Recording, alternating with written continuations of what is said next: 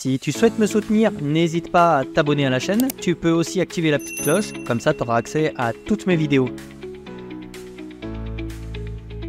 Tu peux aussi me rejoindre sur Twitter et suivre quotidiennement mes analyses techniques. Je te mets tous les liens en description. Bonjour à tous, très content de te retrouver aujourd'hui sur ma chaîne pour une nouvelle vidéo sur Bitcoin. On a un petit peu de rejet ici autour des 73 000 $, donc on l'a vu hier, on est justement en train de venir chercher le petit pullback de cette oblique-là, donc ça c'est quelque chose aussi qu'on avait évoqué hier sur la chaîne. Je vous ai expliqué aussi pourquoi on s'était fait rejeter, donc on va rapidement reparcourir ça, mais vraiment, hein, quand on vient chercher ces poches de liquidité, je le répète ici toujours, c'est de la vente, hein, c'est de la distribution, donc on a eu quand même des ventes massives ici autour des 73 000 $.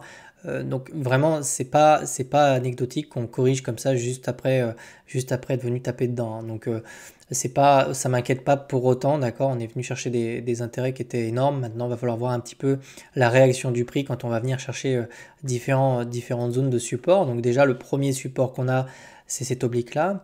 Également, tu remarqueras une chose, c'est que on a eu une mèche comme ça sans vraiment s'arrêter. Ça s'explique, ça peut s'expliquer notamment parce que si tu regardes en fait le niveau qu'est là et l'ATH, bah il n'y a rien en fait ici. Il n'y a pas de zone où mettre tu vois, des ordres d'achat ou quoi. Donc en fait ici c'est normal qu'on ait comme ça d'un coup une espèce de volatilité. D'autant plus que ça me fait vachement penser quand même une cascade de liquidation ici. Ça vient pas forcément du spot, hein. J'ai des volumes d'achat moi sur ces niveaux-là, d'accord.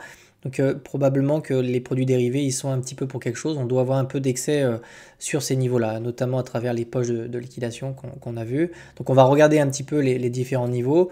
Évidemment, on a cette résistance-là si on prend la mèche, d'accord. Si on prend les corps de chandelle, on revient chercher le niveau de support. Donc je préfère te le dire tout de suite.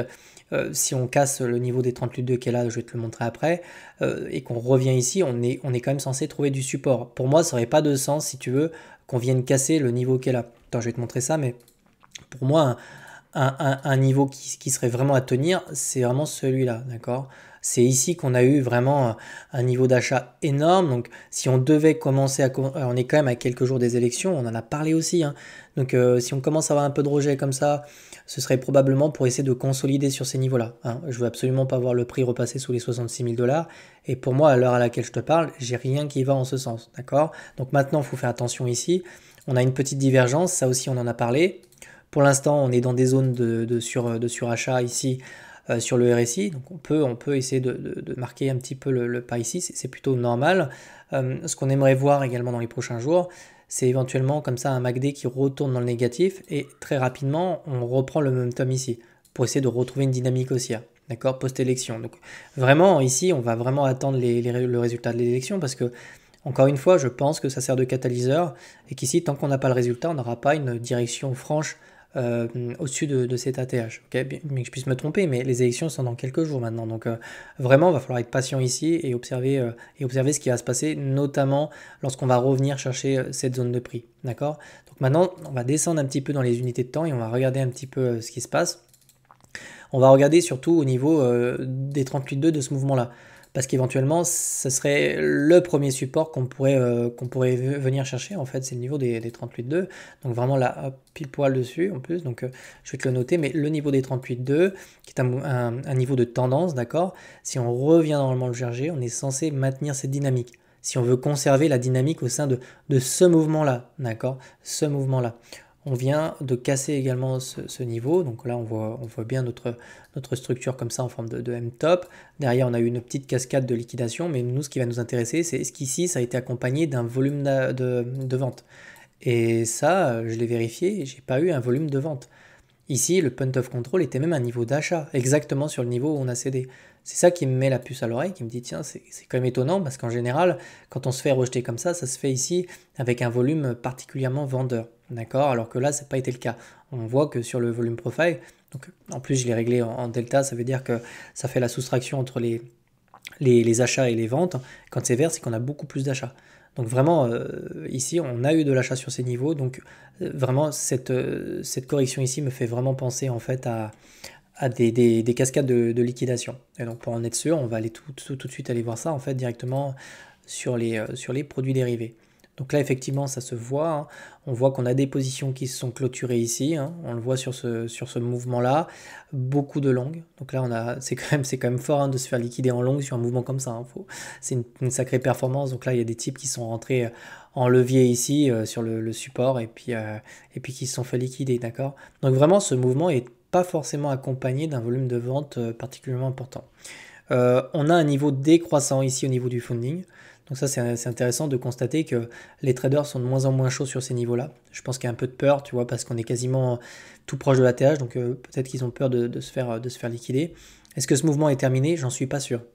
Encore une fois, je ne prendrai aucune position sur ces niveaux-là. Si j'en prends une, je te le dirai. Mais globalement, si je devais prendre une position, je vais te dire où ça serait. Donc là, je vais aller tracer une zone Fibo importante pour moi. Donc ce serait plutôt dans cette zone-là, je vais te tracer un rectangle. Donc j'exclus absolument pas en fait qu'on puisse éventuellement revenir là. Encore une fois, à condition qu'on trouve le volume de vente nécessaire pour le faire. Pour l'instant, ici sur mon RSI, on n'a toujours pas retrouvé de zone de survente. Donc, en 2 heures, j'ai absolument rien qui me montre qu'ici, ce mouvement est terminé. On décroche toujours. On va aller voir un petit peu en 1 heure ce qui se passe si on veut essayer d'avoir un petit peu plus de détails comme ça. Vraiment, on commence tout juste à rentrer en survente. Ici, on a un MACD qui décroche.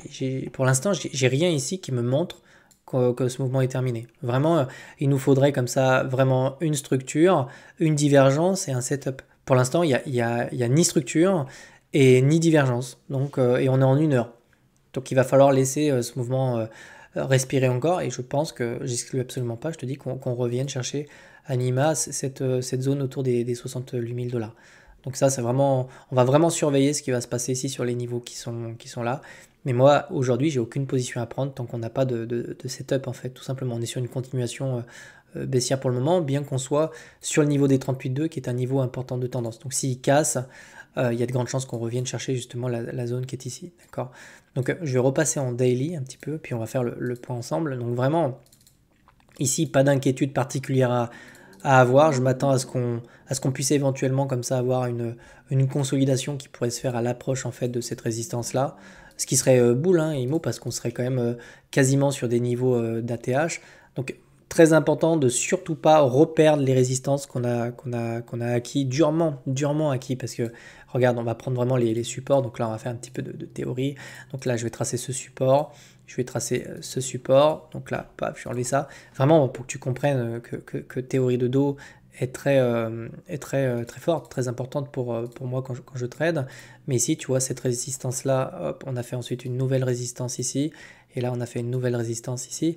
Et tu remarques que les supports sont ascendants et les résistances sont ascendantes. D'accord? Donc en fait, j'aimerais absolument pas qu'on repasse sous cette résistance. Ça montrerait que quand même ici, on est en train de perdre un petit peu le momentum. Si vraiment on réintègre comme ça et qu'on passe dessous, ça voudrait dire qu'ici on perd le momentum. D'accord? Ce qui n'est pas encore le cas. On pourrait très bien venir se poser ici sur la résistance. Ce serait boule d'ailleurs de le faire sur le top. Donc vraiment petit cours ici pour te montrer comment fonctionne Do, mais ici la dynamique reste intacte. D'accord? Je m'inquiéterais vraiment quand on reviendra perdre des résistances qu'on a durement acquis. Voilà, donc je pense qu'on a fait le point. Bon, après, normal que les alts prennent des moins 7%. Hein, les altcoins, c'est un marché qui est beaucoup moins liquide, donc forcément, c'est beaucoup plus facile de prendre des moins 5, moins 7% quand BTC en perd 2. Donc vraiment, ça, je ne m'inquiète pas plus. Il y a des alts qui sont quand même assez résilientes. Hein, je vais aller voir. Donc vraiment, on va vraiment surveiller maintenant ce qui va se passer à l'approche des élections.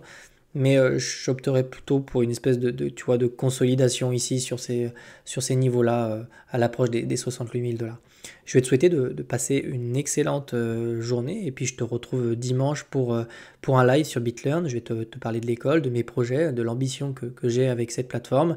J'espère que ça te plaira, j'espère que vous serez nombreux et je te retrouve dimanche à l'approche des 17 h en française. Voilà. Ciao, ciao, passe une très bonne journée.